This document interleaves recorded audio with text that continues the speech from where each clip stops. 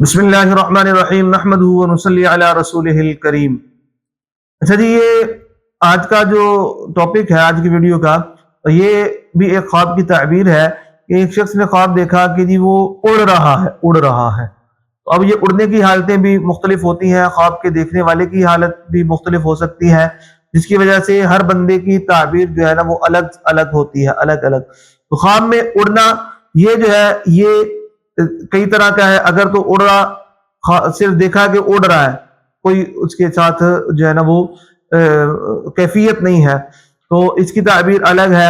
اگر دیکھا کہ جی خوشی سے اڑ رہا ہے تو اس کی تعبیر الگ ہے، اور اگر دیکھا ہے کہ جی وہ اڑ تو رہا ہے لیکن اس کو گرنے کا خطرہ ہے، تو اس کی تعبیر الگ ہے۔ اور مختلف حالتیں ہو سکتی ہیں، دیکھنے والے کی بھی حالت ہو سکتی ہے۔ خود اڑ رہا ہے، ایک یہ کہ جہاز سے بیٹھا، یہ الگ چیز ہے۔ بہرحال اڑنا جو ہوتا ہے یہ ترقی، آزادی اور بلندی کی علامت ہوتا ہے۔ اڑنا یہ ترقی، چاہے وہ انسان کسی کو اڑتا دیکھے یا پرندہ اڑتا دیکھے یا کوئی اچھا پرندہ، اور یا خود اڑ رہا ہو، تو یہ اڑنا جو ہے نا یہ ایک بلندی کی، عزت کی اور ترقی کی علامت ہے۔ تو مطلقاً اڑنا۔ اور اگر دیکھا کہ یہ خوشی کے ساتھ اڑ رہا ہے، اس کا مطلب یہ کہ یہ کامیاب ہوگا اور اپنی زندگی میں بلند مقام پائے گا۔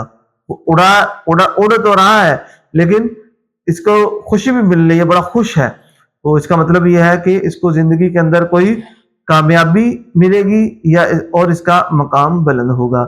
لیکن اگر یہ ڈر رہا ہے، اڑ تو رہا ہے لیکن یہ ڈر رہا ہے کہیں میں گر نہ جاؤں، کہیں میرا یہ نہ ہو جائے، کہیں میرا وہ نہ ہو جائے، اور ڈر رہا ہے، دل اس کا دھک دھک کر رہا ہے، تو اگر گرنے کا ڈر ہو تو یہ عدم استحکام اور خطرے کی طرف یہ اشارہ کرتی ہے۔ تو اس طرح کا اگر خواب آئے تو مسنون عمل کرنا چاہیے کہ اٹھ کے یا تو نفل ادا کر لے، یا یہ ہے کہ جی بائیں طرف کم از کم درجہ یہ ہے کہ بائیں طرف ہلکا سا سٹکار کے 3 دفعہ تو اعوذ باللہ من الشیطان الرجیم ومن شر هذه الرؤیا، یہ والی دعا پڑھ لے تو انشاءاللہ، اور پھر کروٹ بدل لے تو انشاءاللہ اس برے خواب کا اثر زائل ہو جائے گا، اور جو ہے نا اس خواب کو دیکھنے والے کو پریشانی لاحق زندگی میں نہیں ہوگی۔